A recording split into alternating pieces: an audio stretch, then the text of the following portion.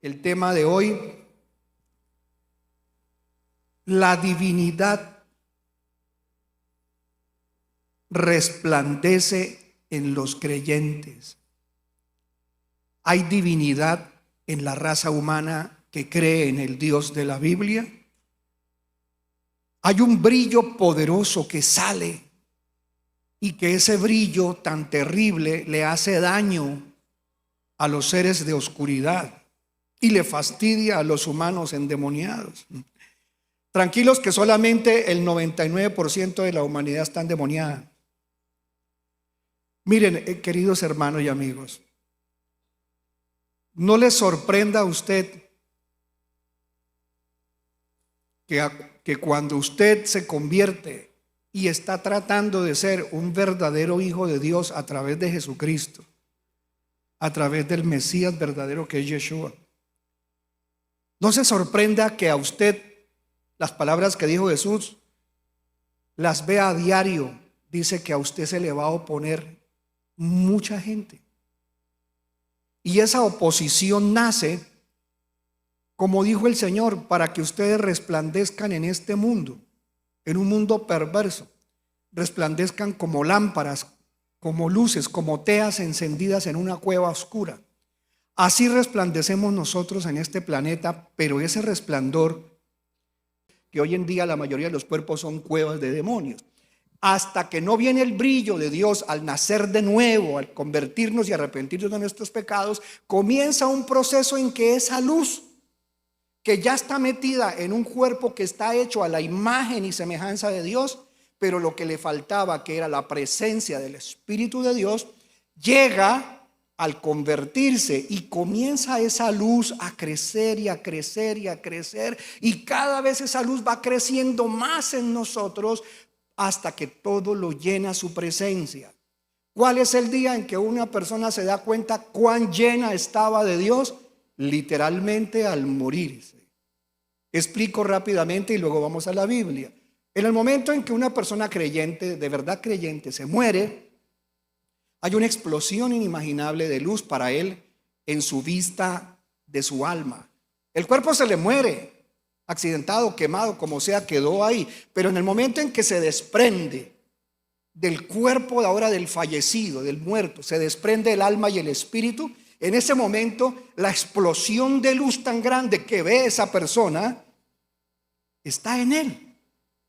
Y es tan tremenda esa luz que la persona jamás se había imaginado que estuviera así tan iluminada, porque sus ojos terrenales no le dejaban, no nos dejan ver la luz que hay dentro de nosotros. ¿Se acuerdan de la oración de Jesús? Y cuando Jesús hablaba en el libro de Juan y decía, vosotros sois luz, ¿cierto? En medio de las tinieblas. Eso es literal. Cuando el Señor Jesucristo dice que una persona creyente que habita en una casa donde no hay creyentes en Dios, en el verdadero Dios, 50,000 religiones que no sirven para nada no traen ese brillo, no traen esa luz. Esa luz solo viene del Dios verdadero a través de Jesús. Y dice que una lámpara, así nos llama el Señor, lámparas. Dice, cuando una lámpara está en una casa, no se puede meter la lámpara debajo de la mesa. Una lámpara, para que ilumine toda una casa que está oscura, si se desea más iluminación, entre más altura, más ilumina. Mientras más baja usted una vela, menos ilumina. La vela tiene que estar bien alta. Entonces Dios va iluminando tu vida y tú debes ir cada día saliendo de los agujeros, de las cuevas, de los metederos, de los antros, de las discotecas, de las porquerías, porque tú no puedes estar viviendo en una ratonera. Tú eres lámpara. Entonces la lámpara tiene que estar en un nivel alto. Y nivel alto no es, me creo más santo que esta pobre iglesia pecadora. No. En ese momento muere y la persona se da cuenta quién era en ese momento en verdad. Los ángeles que Dios pone vienen y nos vamos inmediatamente a la presencia de Dios. Lo mismo una persona que creía que era creyente y se muere y de repente no ve que sale brillo de él, sino que solo ve que se le allega, se acerca a él poderes oscuros, demoníacos, poderes demoníacos vienen por la persona. Y ese es un momento muy duro, Porque muchas personas de muchas religiones, los testigos de Jehová, los mormones, las religiones donde Jesús no es el centro ni creen que Jesús es Dios, todas esas religiones, cuando ellos mueren es la decepción más grande que hay para un ser humano. Porque en ese momento pensaba, yo viví para Dios. Por ejemplo, las monjitas, a uno le da tristeza. Yo tuve como 40 tías monjas y todas esas pobres tías están en el infierno. La mayoría, pienso yo, porque algunas de ellas de pronto descubrieron a Jesús en la intimidad de su oración. No sé, Dios en su misericordia, algunas se le reveló. Pero la mayoría de todas esas personas religiosas que viven para la religión tienen forma de creyentes y se visten como creyentes y hermana, santísima hermana. Pero cuando mueren no hay luz, hay tinieblas. Y solo se descubre porque ya el cuerpo está muerto. En ese momento lo que llega a la vida de la persona es el mundo de las tinieblas y van directamente al infierno. Es triste. La Biblia nos cuenta esa situación y dice que ojalá, dice segunda de Timoteo en el capítulo 2, en el versículo 26, creo, vamos a mirarlo. Y ahí dice que ojalá, dice el Señor, que nosotros ayudemos para que mucha gente vuelva a ver o que recupere el entendimiento que el Dios de este mundo, que es el diablo, le ha quitado, y puedan escapar del lazo que Satanás le tiene de oscuridad al mundo entero. El mundo entero, dijo Jesús, está bajo el poder del maligno. Quiero que entendamos este tema bíblicamente y que comprenda lo que estoy diciendo. Vamos a leer el versículo segunda de Timoteo, permítame, le vuelvo a corregir el versículo. Segunda de Timoteo capítulo 2, sí, pero el versículo es el 20. Vamos a leerlo desde el 25, desde el 24 hasta el 26, ¿ya? Segunda de Timoteo 2, del 24 al 26. Miren las características de un hombre que está lleno, una mujer que está llena de luz. ¿Se acuerdan que Moisés era de problemas al principio? ¿Cuántos recuerdan eso? Moisés, cuando supo que él era hijo de los hebreos y que era uno de los del pueblo de Yahvé, dijo, oiga, entonces yo debo ayudar a mi familia, pobrecita mi familia. Yo debo ayudarlos. Yo ya sé que no soy hijo descendiente del faraón, no soy hijo de la hija del faraón, ella me adoptó, pero yo quiero ir a conocer dónde está mi familia. Él ya conocía que los hebreos eran los esclavos que vivían muy mal, y fue y como lo que era un guerrero del faraón, con esas pintas tan despampanantes que tenía, él va y se mete allá a los barrios pobres donde vive su familia, y cuando ve allá a un hombre que está matando a otro, un egipcio cogiendo la mujer de uno de esos hebreos, y ocurre lo que usted ya sabe pasó. Entonces Moisés va y mata a este soldado egipcio, lo mata por defender a uno de su pueblo, y el de su pueblo, en vez de agradecerle, lo mete en problemas. O sea, Moisés quiere actuar según lo que él piensa que ahora es un hombre que debe defender su pueblo, pero él no tiene ni relación ni una buena actitud para ser el hombre iluminado que Dios lo necesitaba para liberar a Israel de Egipto. Entonces es cuando él tiene que huir, y ustedes ya saben, los estudiosos, cuántos años tenía cuando él se da cuenta de lo que estaba él viviendo con su pueblo, que no lo aceptaban como Salvador. 40 años. Lo van a matar por lo que hizo. Ya él sabe que tiene que irse de Egipto y se la pasa ahora otros 40 años adicionales viviendo como ¿qué? Viviendo como una persona de lo más pobre y de lo más bajo en clase social. Un criador de cabras, viviendo en el monte, arriando ovejas y chivos, monte arriba y monte abajo, desde la mañana hasta la caída del sol, 40 años. Así que en esa humillación tan grande, Dios lo prepara, saca el orgullito y todo eso que él tenía de ser un guerrero peleonero, y lo trae un día humilde cuando se le aparece en una hoguera, en una zarza, ardiendo, y le dice, mire, bueno, ahora sí está listo, mijo, ahora sí camine, usted va a ser el salvador del pueblo, váyase para allá, para donde está en Egipto. Señor, pero aquí tan lejos, 40 años viviendo, yo ya no sirvo para nada, ni hablar sé. Vaya, mijo, y usted le va a decir a esa gente de ese pueblo, de su pueblo, que usted es el escogido que yo tengo para salvarlos. Pero Señor, ¿yo y de dónde? Mire, mijo, vaya, Yo soy el que le pone a los hombres la boca, les da la vida, los ojos, permito que un hombre nazca ciego o mudo. Vaya, yo soy el Dios que hace todas las cosas y puedo hacerlo contigo. Señor, haga algo. Porque imagínese usted, un hombre que huele a chivo, que parece un chivo, que se viste como chivo y que camina como trepando y bajando loma. Usted sabe que de 40 años viviendo en el monte uno llega a caminar así,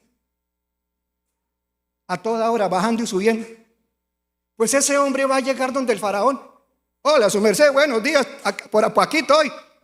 Él bajó de ese nivel cultural a actuar y a vivir como un sencillo y humilde hombre de montaña.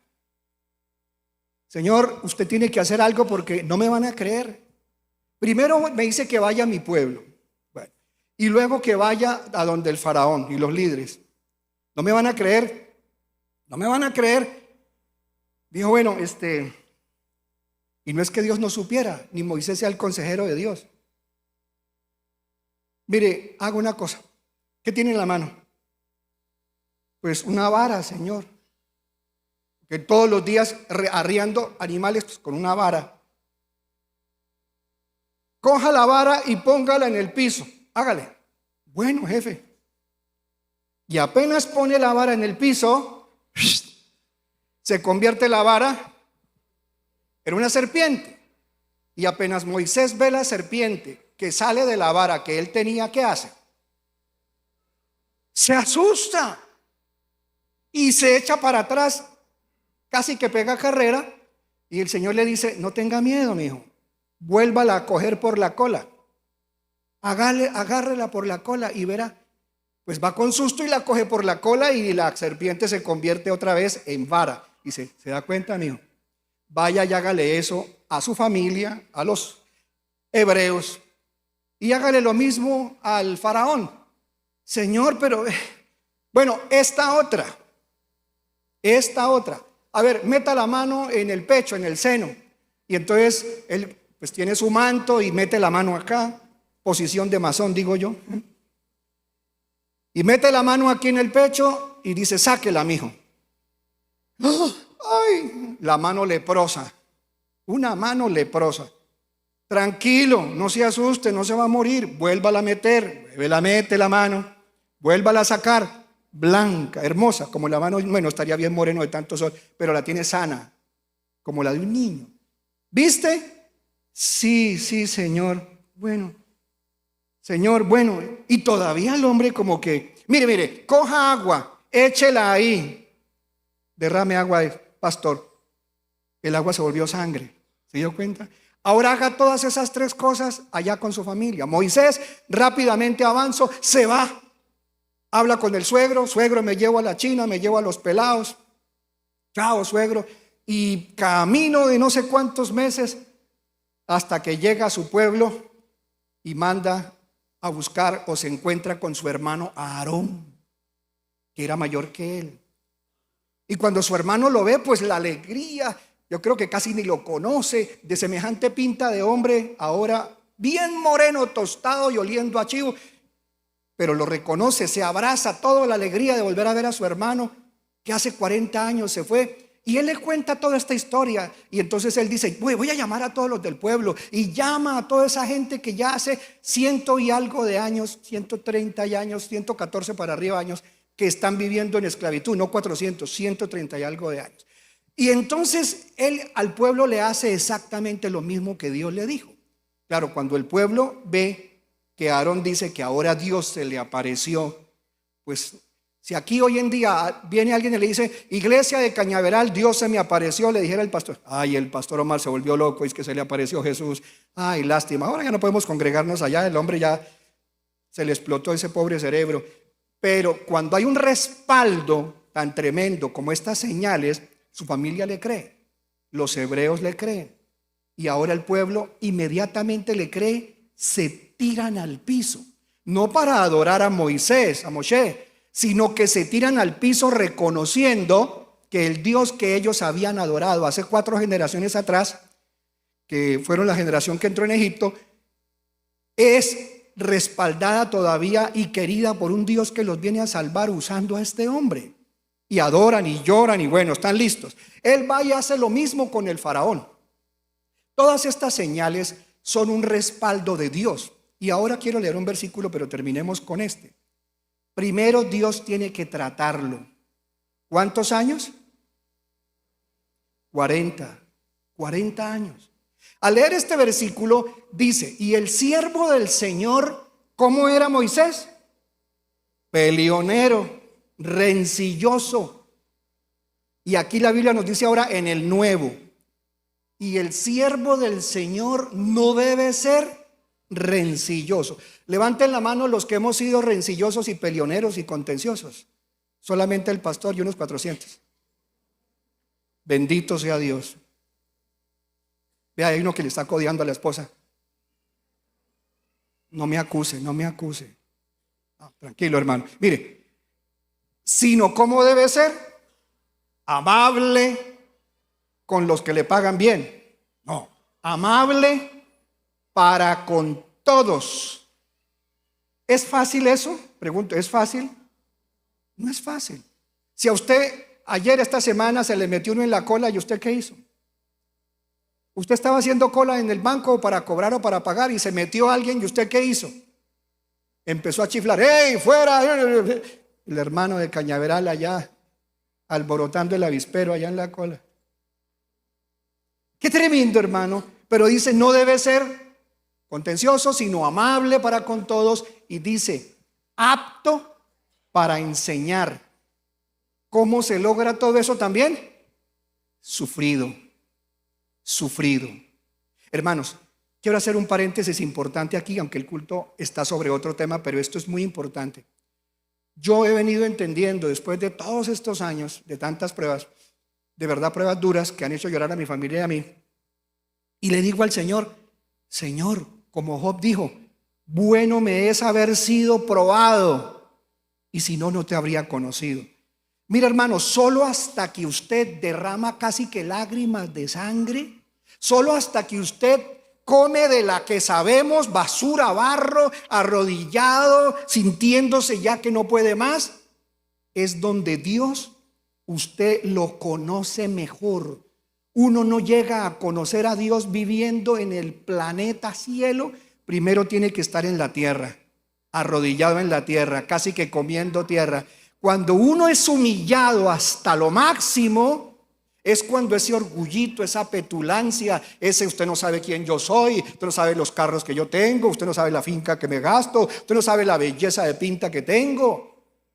Hasta que a uno Dios no lo trata de la forma más terrible, uno no se humilla. Y la Biblia dice que el que se humilla será exaltado, y el que se exalta será apachurrado, será humillado. Entonces, este versículo es una realidad. Si en este momento tú estás pasando por un proceso doloroso, puedes decir, aleluya, Dios mío. O sea que en este pozo tan tremendo de prueba es donde más conozco al Señor. Sí.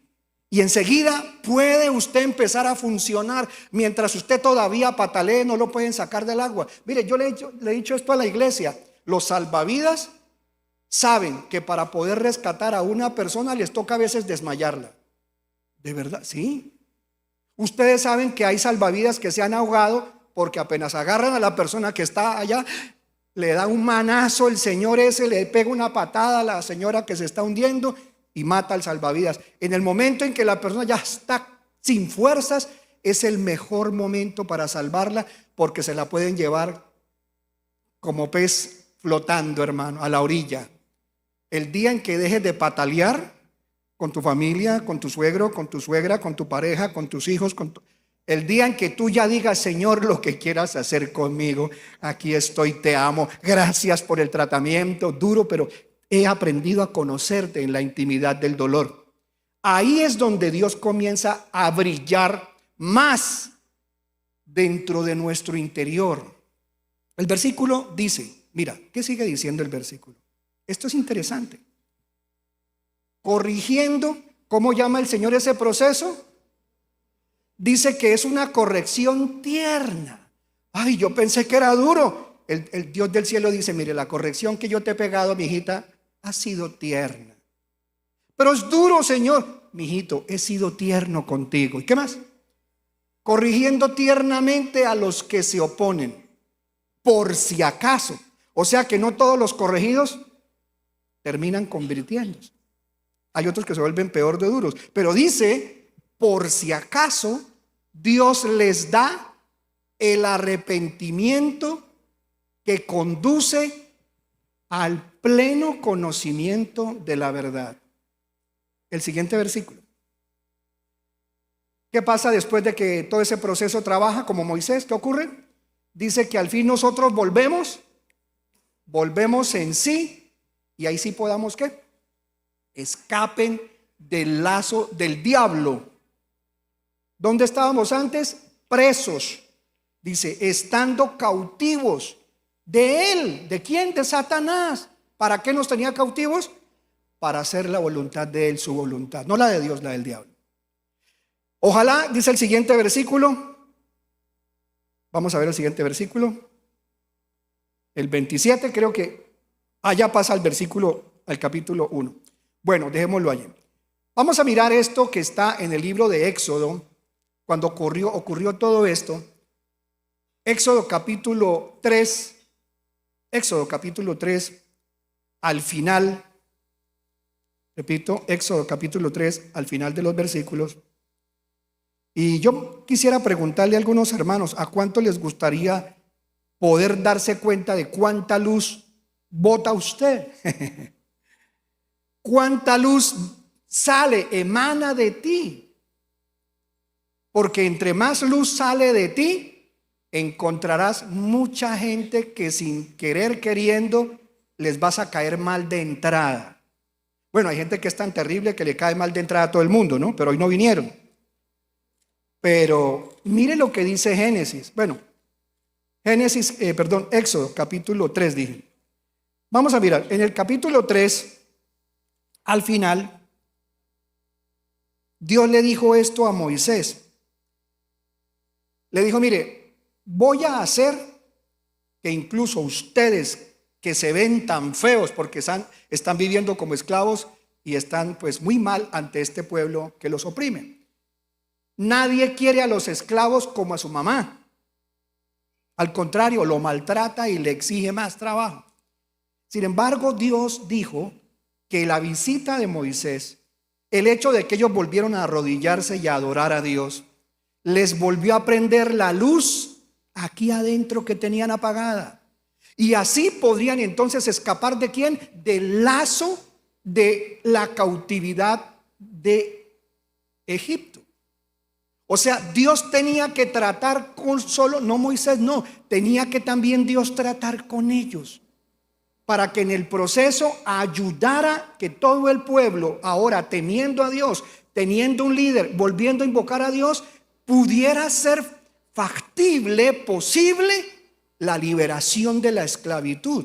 Aunque muchos de ellos siguieron siendo rebeldes, obviamente. Pero aquí Dios le promete esto y ahí yo veo cómo Dios inicia el tratamiento en una casa. Comienza por ti, comienza por tu esposa, comienza por un hijo. Y esa luz de ese muchacho, ese hombre convertido en ese hogar, comienza a tener oposición. La mamá, los hermanos, lástima, lo perdimos. Ay, no, pobrecito, ahora pasa ya metido en cañaveral. Y son los cultos, nos los pone aquí en la oreja. Bueno, terrible, la persecución es horrible. Y ahora viene el proceso. Dios inunda de luz esa casa, los que se dejen iluminar. Capítulo 3 al final, veamos versículo 20. Y leamos los siguientes versículos. ¿Qué prometió el Señor? Pero yo extenderé mi mano y heriré a Egipto con todos los que, con los prodigios que haré en medio de él. Y solo después de tocarlos duro, ¿qué dice la Biblia? Después de esto os dejará ir. Verso siguiente. Además, ¿qué dice el verso siguiente? Y daré a este pueblo gracia. Pregunto, ¿alguno de los que está aquí ha notado que desde que se convirtió a Jesucristo, Dios le ha dado gracia?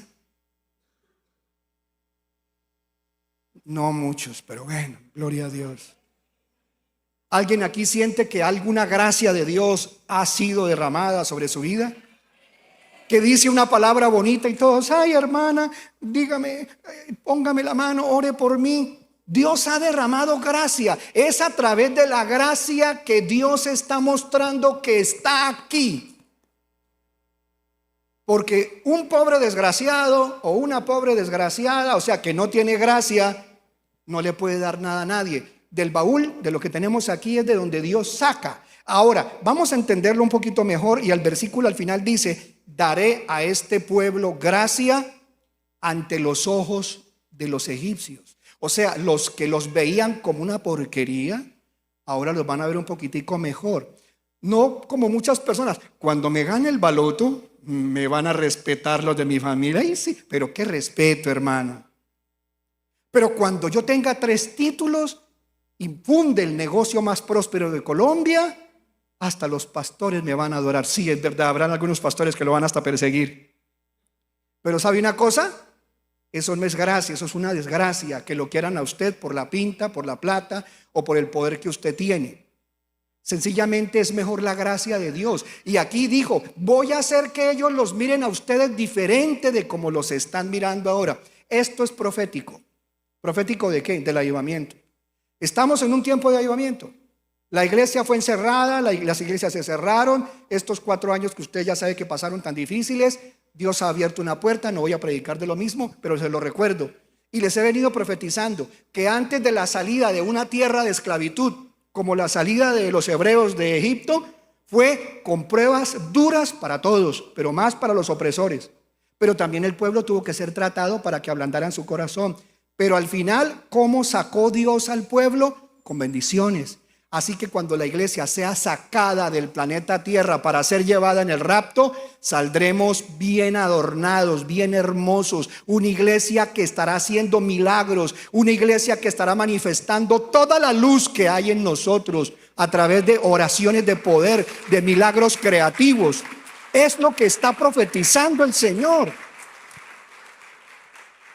Dios quiere que esa gracia se aumente tanto en ti, que la gente que ahora te ve como una cosa horrible, menospreciable, después digan: no crean, la viejita está que temblequea, pero uy, esa señora ahora, los demonios huyen. Uy, no, esa casa se arregló desde que esa mujer ayuna. Esto es lo que Dios quiere, que en el mundo ahora nosotros seamos el punto de referencia, los cristianos.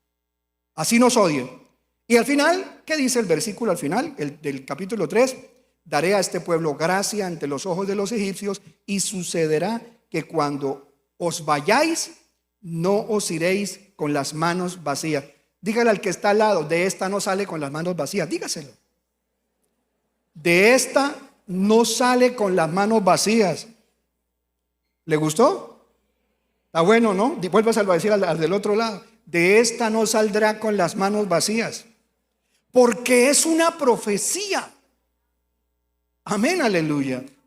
En el capítulo ya 4, el versículo 11, capítulo 4, versículo 16, vamos más adelante, que el tiempo se nos va. Entonces encontramos Dios diciéndole a Moisés que el problema no está en que él habla o no habla, que es Dios el que le va a dar la gracia, así él no sepa hablar, así él no sepa hablar. Mire, hay mucha gente que cree que Dios no lo puede prosperar porque es que yo no hablo bien, porque es que yo no sé hacer muchas cosas bien. Sí, eso ayuda mucho, pero Dios no se va a bendecir a su pueblo. ¿Ustedes saben cómo era Pablo? Pablo era bajito, Pablo era barrigón, era gordo, pero Pablo tenía los brazos flacos y las piernas flacas, parecía un trompo. Y Pablo tenía la cabeza puntiaguda, o sea, esta parte de aquí, y era calvo de acá arriba. O sea, parecía que le habían sacado punta con un sacapuntas, y la cabeza era así como cabeza de alien, así. Ojos como huevo frito reventado, bien salidos así. Barbado como buen judío, y una nariz como la de un ministro aquí de Colombia. Así que, y Pablo no era bueno para hablar. Pero ¿usted cómo sabe eso? Porque en una de las cartas y manuscritos enviados por Timoteo, precisamente, Timoteo le describe a alguien cómo era Pablo para que se encontrara con él, y allá describe la pinta de Pablo, manuscritos antiguos. Y dice cómo era. Por eso Pablo en las cartas decía: yo sé que mi presencia no impacta a nadie, los impacta para atrás, al contrario, y que no soy bueno de palabras cuando estoy presente. Por eso prefiero exhortarlos por escrito, por carta. Así que cuando el apóstol Pablo se paraba en algún lado, parecía como, no sé, como una persona por allá sacada de una cueva de biblioteca, caminando así como el cuidador de los libros, y así, y gordito y todo. No impresionaba a Pablo. Moisés dijo: yo no impresiono a nadie porque yo soy pesado para hablar. Esas personas dicen que, algunas dicen que él era tartamudo, pero otros pensamos por el hebreo que era que él, para sacarle una palabra, era cosa seria. ¿Alguno de ustedes tiene un familiar que cuesta sacarle las palabras? ¿Alguno? Que no hablan ni explotando una bomba al lado de ellos. Así que Dios no se vara para hacer lo que va a hacer con su iglesia en este tiempo.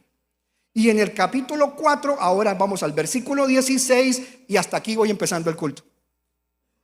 Ay, no, se me dañó el almuerzo, no, tranquilo. Capítulo 4, versículo 16, ¿qué dice? Mire lo que dice. Dios le dijo: Él va a hablar, Él hablará por ti al pueblo. ¿Ah? Y Él, o sea, Aarón, el hermano, te servirá como boca. Y tú serás para tu hermano, tú serás para él, ¿como qué? Como Dios. Coloquémoslo en la BTX si pueden, hermanos de la cabina. Cuando yo encontré la primera vez este versículo, yo me sorprendí. Yo dije: Dios, no hay nadie que sea semejante a Él. Pero sí fuimos hechos a su imagen y semejanza. Eso es otra cosa. Pero lo único que se manifiesta con tanto poder y tanto brillo y tanta gloria es solo Dios. Así que ¿cómo es posible que Dios le diga a Moisés? Aquí está en la versión LBLA. Yo lo tengo aquí en el hebreo. Sí, creo que lo tengo en hebreo acá. En hebreo dice: Veatá tihiyelo le Elohim. Veatá, y tú, tihiyelo, serás para él. Le, como Elohim, tú serás para él como Dios. Yo digo, ¿cómo así que Aarón tenía que casi ver a su hermano como si fuera divino? ¿Por qué? No es fácil para un familiar tener otro familiar que sea líder espiritual de él. ¿Por qué? ¿Se acuerdan las palabras de Jesús? Porque nadie es profeta en su propia tierra, y menos en los de su propia casa. Así que yo sé que no es fácil que yo sea el pastor de mi mamá, que está ahí, madrecita, de mi padrastro que está con ella. Yo sé que no es fácil que yo sea el pastor de mi mujer. Dura la cosa. Pero soy el pastor de mi esposa. Es la única que duerme con el pastor. Gloria a Dios. Y mis hijos, soy el papá, pero también soy el pastor. Así que esto es un asunto tremendo, pero es un asunto solamente de delegación divina. Y sé que no es fácil para hombres, varones nuevos que llegan a una iglesia, aceptar a ese señor que predica y dirige la congregación como el pastor o como su pastor. Porque por lo general, cuando uno es hombre y llega a una iglesia, uno dice: pero este vergajo todavía se parece como un joven. Es un peligro este varón. Desconfianza total. Si el hombre todavía está entero, es digno de toda desconfianza, porque el ser humano tiene eso.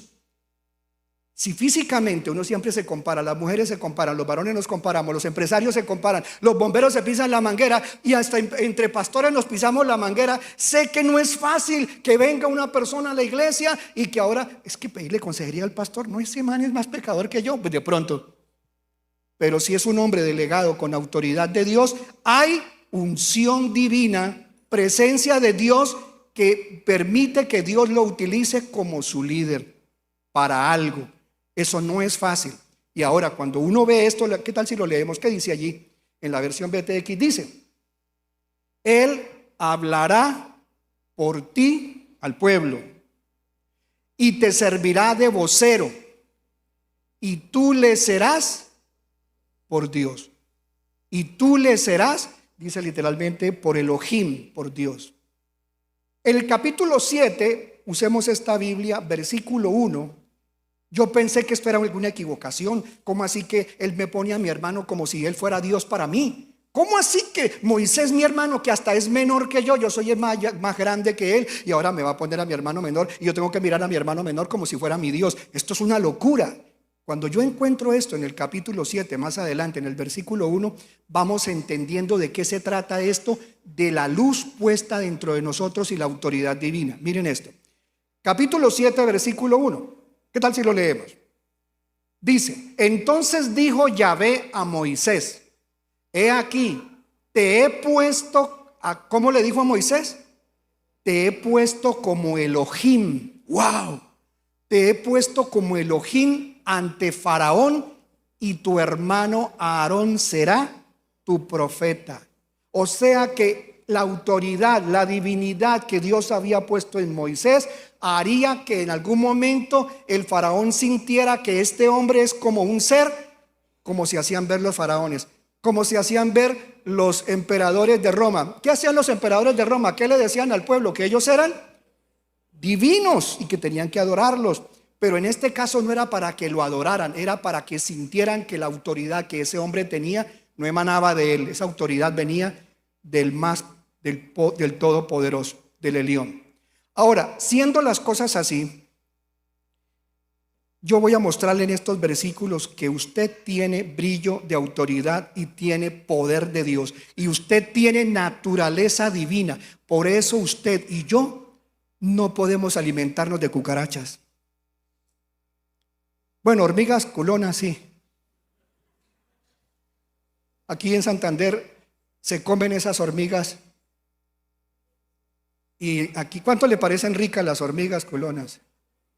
Sí, son como, ya no me gustan tanto, pero todavía como. Cuando yo digo no nos alimentemos de cucarachas es no comamos basura espiritualmente hablando. Porque entre más basura de este mundo tú consumes, menos brillo de Dios habrá en ti.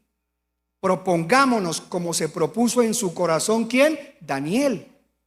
¿Qué dice la Biblia de Daniel? Dice: y propuso Daniel en su corazón no contaminarse. Propóngase. Dios mío, yo sé que a mí me atrae tanto la marimba. Ay, yo sin marimba no puedo. Bueno, sin marihuana.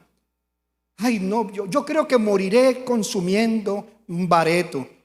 Yo a culto voy, pero yo la marimba la considero sagrada.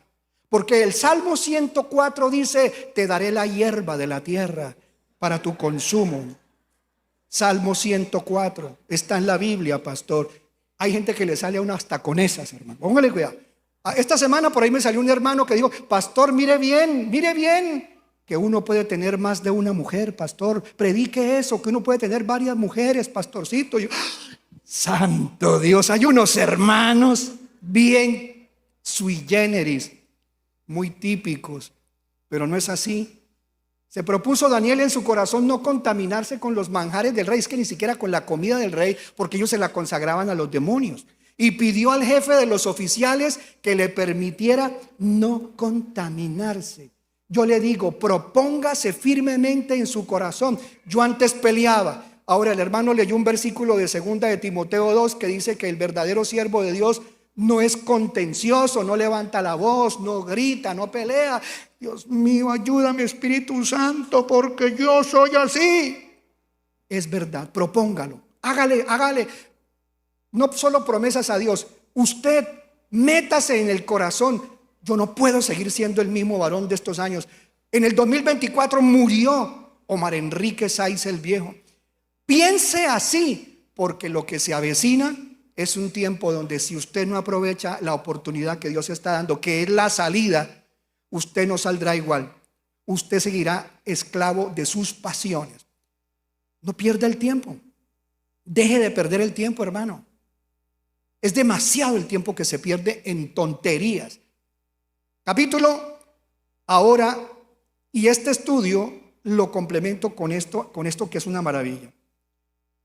Le voy a comprobar que esto de la divinidad en nosotros es una realidad. Jesús de Nazaret, en el capítulo 10, vamos a mirar el capítulo 10 del libro de Juan. Juan 10, 34 y 35, por favor. Juan 10, 34 y 35. A su nombre damos toda la gloria y la alabanza. Bendito Jesús. Capítulo 10.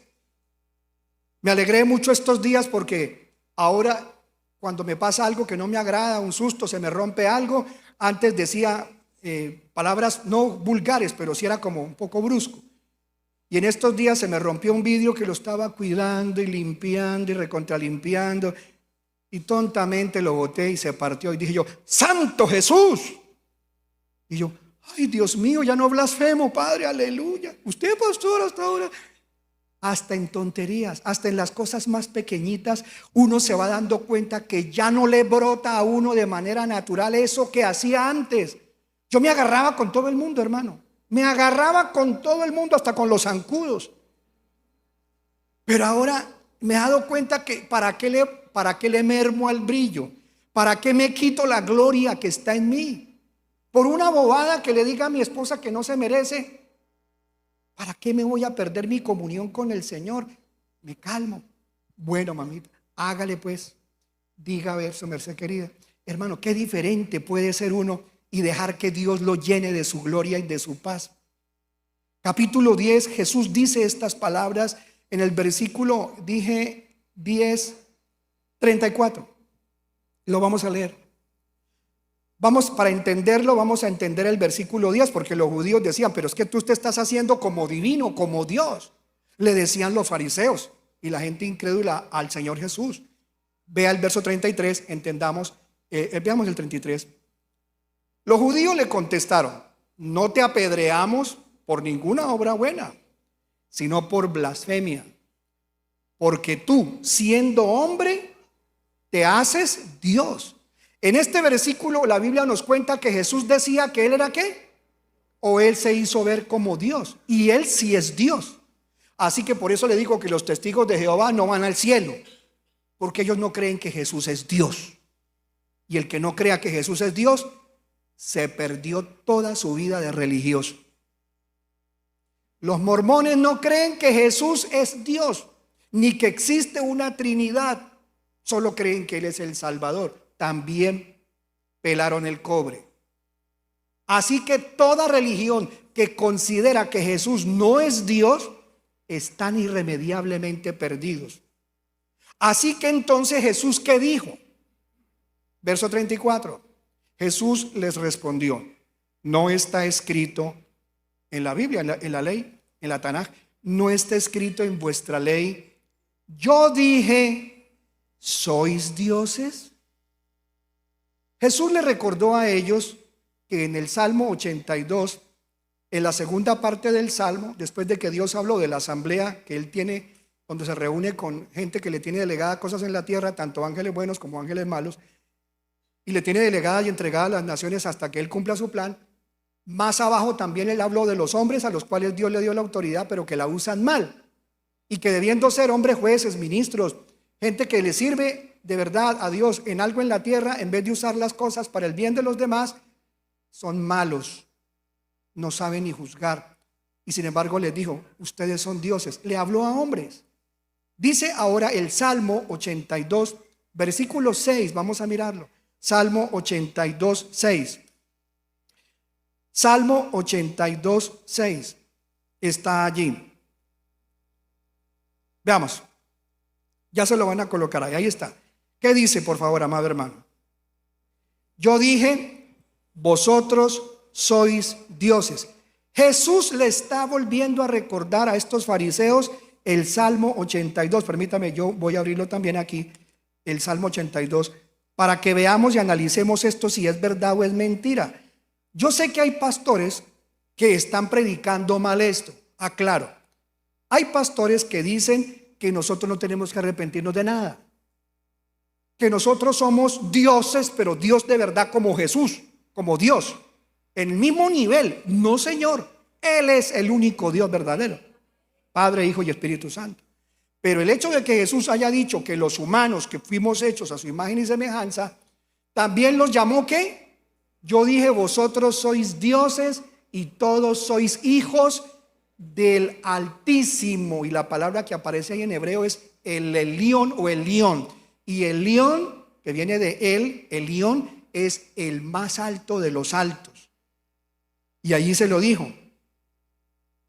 Yo dije, Ayomer, bueno, Elohim Atem, dioses son ustedes.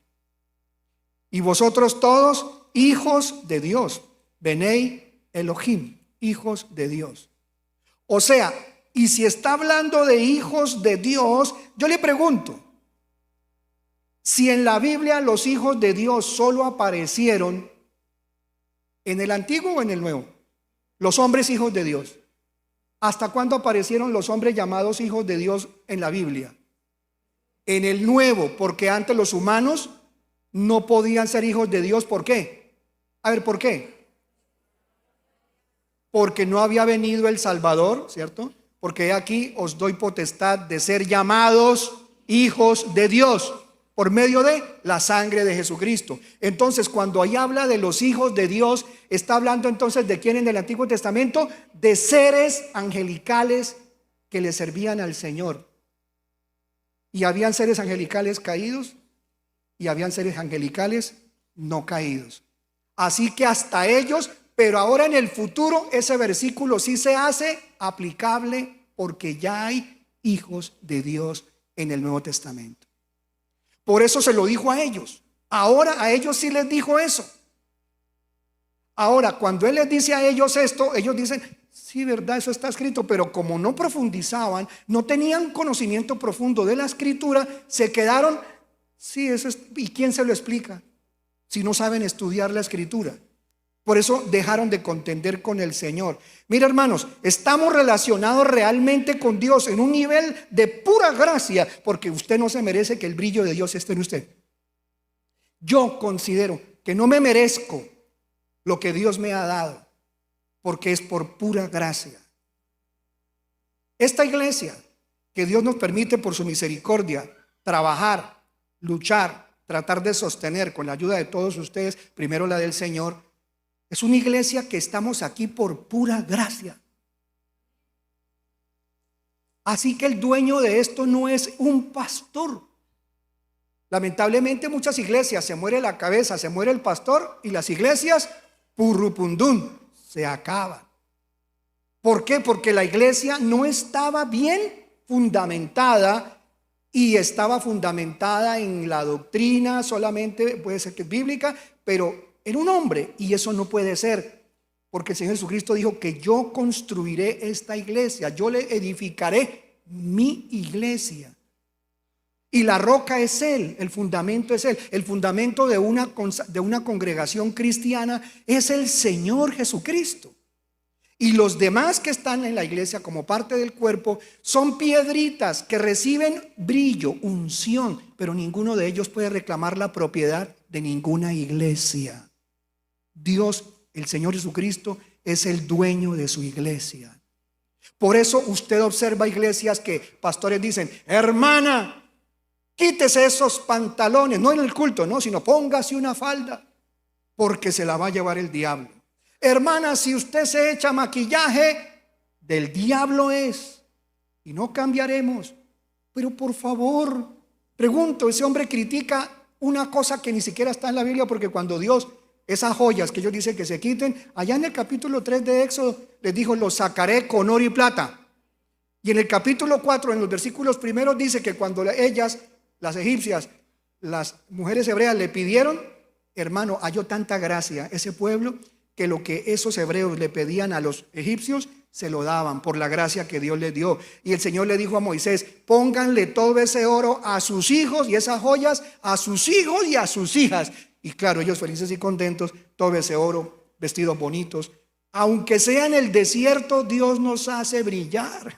Y en el desierto Dios hizo brillar a un pueblo que iba por el desierto con tremenda protección de día y tremenda protección de noche. Cuando los pueblos de los lados miraban a ese pueblo, señoras elegantemente vestidas con vestidos de seda, sandalias hermosas, con hebillas lindas, las hijas con cadenas y los muchachos con aretes.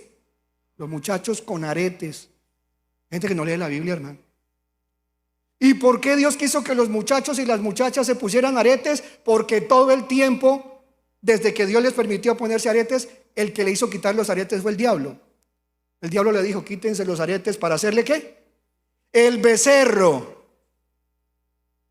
Así que Dios los tenía hermosos. Y saben una cosa, todas estas clases de sectas y pastores que se creen dueños de la gente, yo pregunto, el que le dice a usted que se quite los aretes, ¿él ha quitado de su lengua el pelear con la esposa de él? ¿Él nunca dice nada, nunca comete una mentira? Y si un pastor que le está diciendo que en esta congregación solo se hacen las cosas así, que ni bíblico es, y usted las hace por miedo al hombre, pero no, como usted no lee la Biblia, usted hace todo lo que la denominación le manda hacer. Pero usted se ha preguntado, ¿su pastor alguna vez ha mentido? ¿Su pastor ha cometido algún pecado? Y si él comete pecado, ¿cómo le dice a usted que es pecado ponerse un arete? Si ni siquiera en la Biblia es pecado ponerse un arete, ni siquiera los hombres. Ahora usted, ¿de dónde va a obedecer a un hombre sin vergüenza que juzga a los demás y que él con sus propios pecados se exhibe como más grande que los demás? Mire, salga de toda iglesia donde su líder, donde su pastor se haga ver superior, más grande, más sobrenatural, más divino, más digno de adoración. Salga corriendo, ahí no está la presencia de Dios. Todos tenemos el brillo de la presencia de Dios en nuestro corazón, que hemos sido delegados con autoridad pastoral, sí, delegados como maestros, sí, delegados como evangelistas, sí. Esas delegaciones sí existen, y la Biblia dice que es digno de doble honra el que sirve en enseñar la palabra del Señor.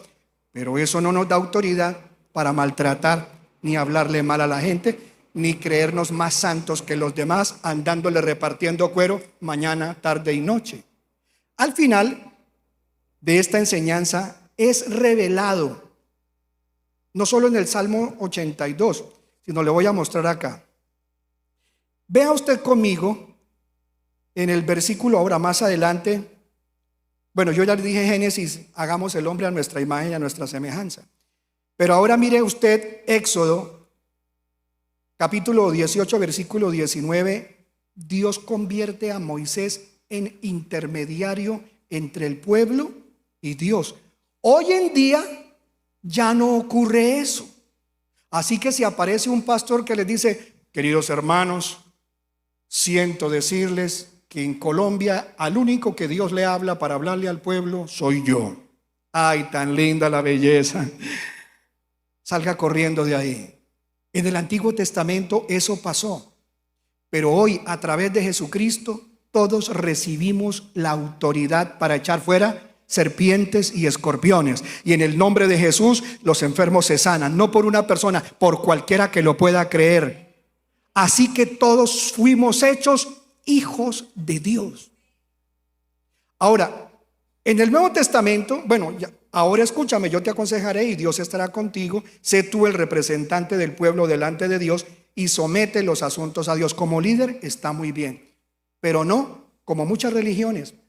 El Papa, por ejemplo, ¿usted cree que es legal tener un Papa? En absoluto. ¿Ustedes creen que es normal tener un apóstol de apóstoles?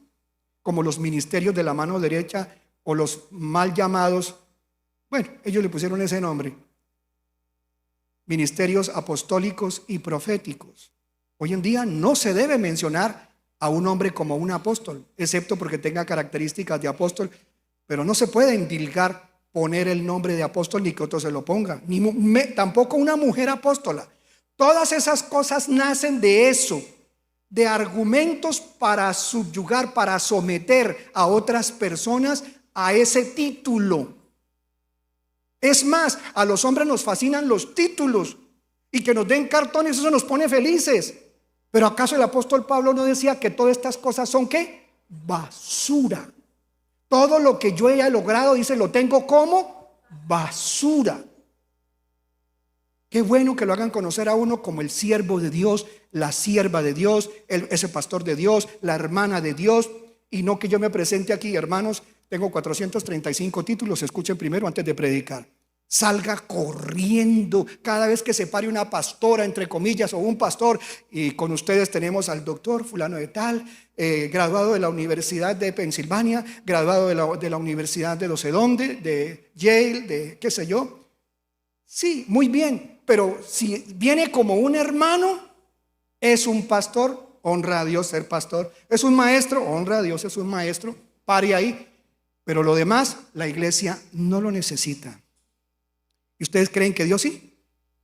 Menos necesita el Señor que digan que es don fulano de tal.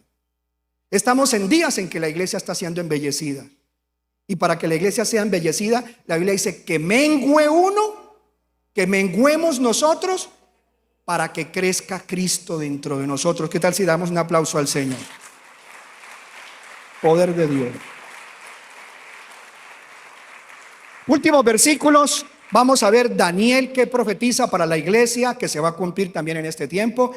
Daniel capítulo 7, versículo 27 dice: y que el reino, el dominio y la majestad de los reinos, ¿a quién se le va a dar? ¿A la realeza de este mundo? No.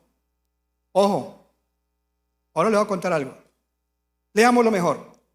Y el reino y la soberanía, el dominio y la grandeza de todos los reinos debajo de todo el cielo, ¿a quién serán entregados? Serán entregados al pueblo de los santos. ¿Dónde están? Amén. Eso nos será entregado por Dios a nosotros, ¿cierto? Al pueblo de los santos del Altísimo, del Elión. Su reino, el reino del Señor, del Mesías, será un reino eterno, y todos los dominios le servirán y le obedecerán. Entonces, aunque el reino nos haya sido dado a nosotros, tenemos un rey. ¿Sí ve? Ahí dice que todo el cielo, los reinos debajo de todo el cielo serán entregados al pueblo de los santos del Altísimo, pero al final aclara y dice: su reino será un reino eterno y todos los dominios le servirán y le obedecerán. No dice les obedecerán, aunque sí seremos reyes y sacerdotes, y nos serán dados también reinos, y nos serán dadas autoridad incluso para juzgar a los demonios. Y imagínense la autoridad que nosotros tenemos de parte de Dios. Ahora, más adelante, en Mateo 16, 19, voy rapidito, las llaves del reino. Dios empezó contándole a Pedro que le daría a Pedro las llaves del reino. ¿Qué significan las llaves del reino? De ahí salió el famoso cuento de que Pedro está en la puerta del cielo, un viejito con túnica larga, una correa por aquí, con cabulla, no sé, tipo rara, y con una capucha en la cabeza y un rosario, lo ponen así a Pedro, y Pedro está ahí, tocan: aló, ¿quién habla? Yo soy hermano Pedro, que acabo de morirme y vengo para que me abra la puerta del cielo. Ah, bueno, mijo, ¿usted se bautizó? Sí. ¿Usted recibió la extrema unción? Sí. ¿Usted recibió los santos sacramentos? Sí. ¿Usted adora al Papa? Sí. Ah, bueno, entonces entre, mijo. Mentira del diablo.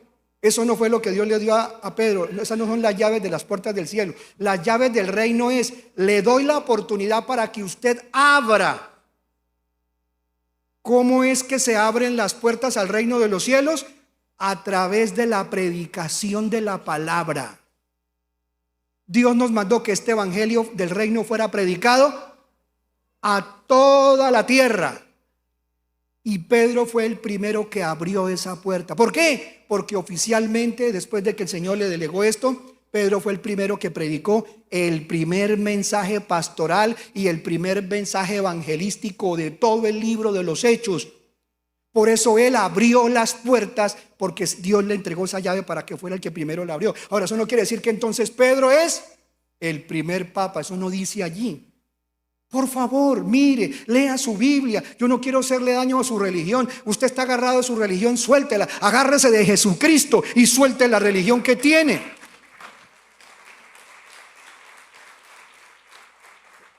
Y yo te daré las llaves del reino de los cielos. Y miren el poder que tenemos los creyentes.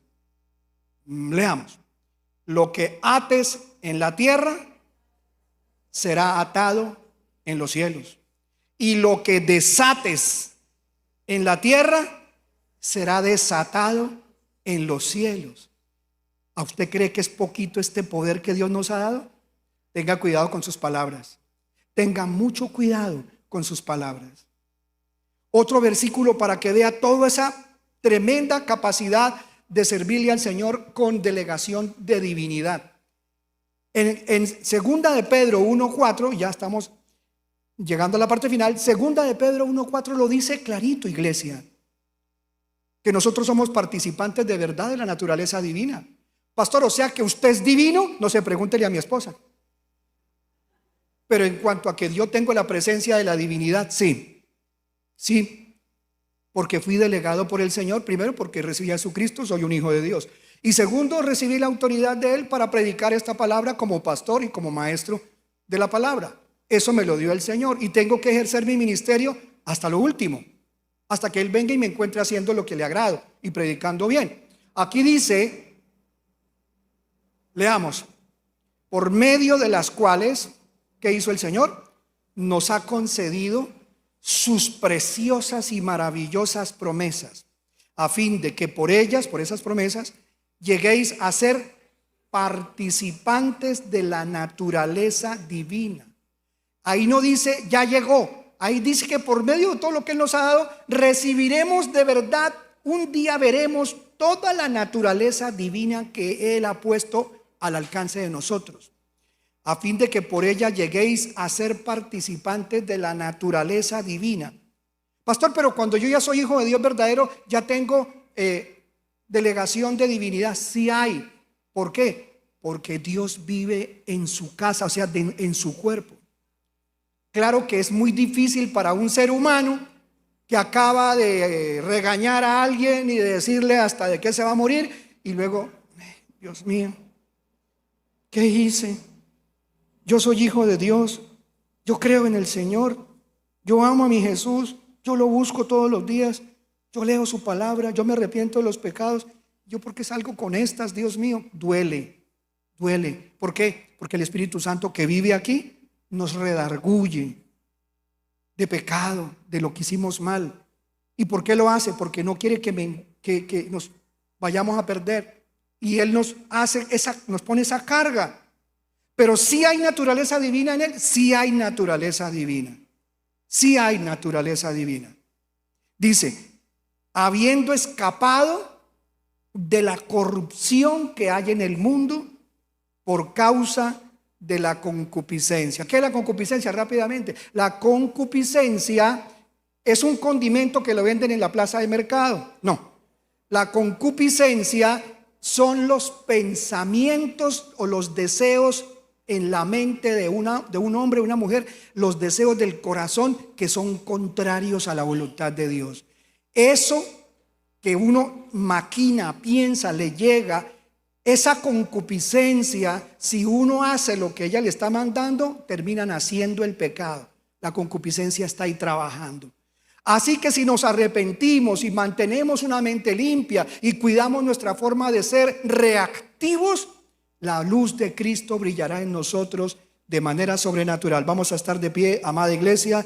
Tengo que contarle esta última parte que ya se la dije. Primera de Corintios 6, del 2 al 3, porque sí vamos a ser delegados por el Señor para juzgar no solo el mundo también, sino a los ángeles caídos.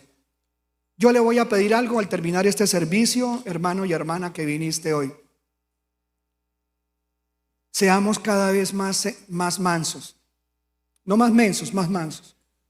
Seamos cada vez más sencillos.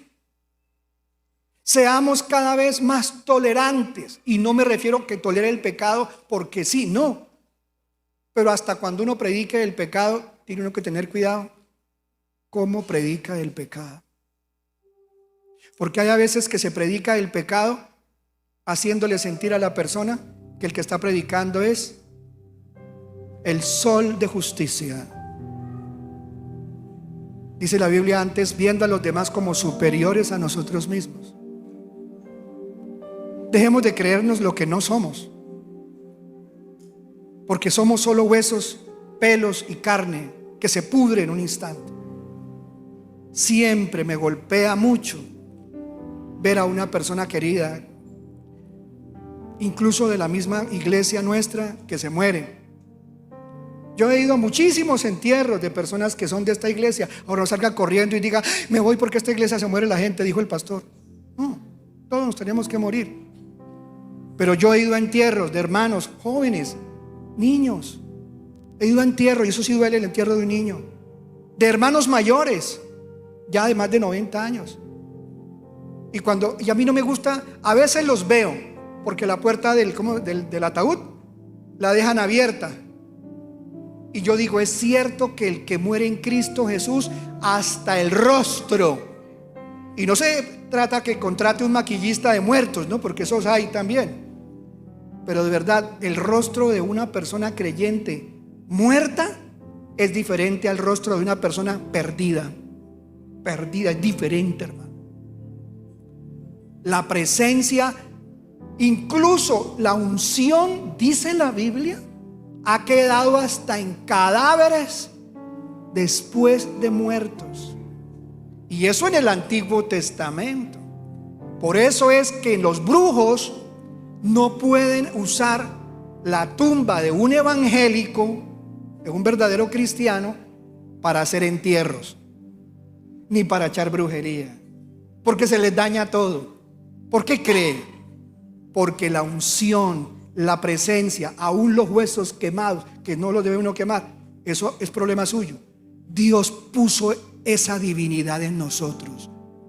Mira, hermano, los demonios que tienen muchas personas de su familia, de su trabajo, no se les haga raro que cuando usted llega a una empresa y hay mucha gente mala, la mitad de esa empresa puede ser que a usted le caiga bien, pero también es muy posible que más de la mitad de la empresa usted la tenga en contra.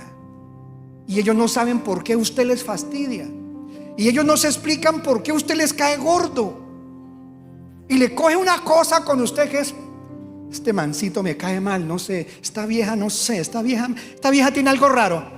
Es que ya está endemoniada, pero no se lo digan. Es por eso que usted no cuaja, porque los demonios sí ven el brillo de la luz que hay en los creyentes. Eso está en la Biblia. Leyendo y terminando dice: ¿o no sabéis que los santos han de juzgar al mundo? Y si el mundo es juzgado por vosotros, ¿no sois competentes para juzgar los casos más triviales? Las cosas más pequeñas de este mundo, pongámosle solución a tiempo. Arréglese con el que está mal. Hoy quiero hacer un llamado a las personas que quieren hoy hacer una sencilla oración primero, para decirle al Señor Jesucristo que están cansados de religión, de ministerios falsos, y que quieren entregarle su vida solo a Él, a Jesús. Y si hay alguien que quiere hacer esa oración, venga acá. Si es nuevo, sobre todo si es nuevo, venga. Me gustaría que usted tomara esa decisión maravillosa. ¿Hay alguien más que quiera hacer esa oración? Yo voy a hacerla con ella, con los que vinieron acá. Y usted, venga, hágala. Si usted siente que no ha hecho esa oración bien hecha, si usted es de esas personas que dudan que de pronto no lo ha hecho, entonces, para que no dude más, hágala hoy definitivamente. Y dígale así, mientras los demás cerramos los ojitos, dígale conmigo: Señor Jesús, eres Dios, moriste por mí en la cruz, necesito que vivas dentro de mí y me hagas tu hijo, tu hija. Por eso, Señor, quiero arrepentirme hoy de todos mis pecados, hasta donde me acuerde y no me acuerde. Límpiame de todo ese mal, ábreme el entendimiento y llévame, Señor, cuando tú vengas o muera contigo, para tu gloria. Hoy envía todos mis pecados al profundo mar y anótame hoy mismo en el libro que tú tienes, que se llama el libro de la vida del Cordero. Ahí quiero estar. Gracias por darme vida eterna y la salvación de mi alma. Sálvame y ayúdame. Con toda mi familia, ojalá estuviéramos juntos pronto contigo. Gracias, Padre bueno, en el nombre de Jesús de Nazaret. Amén.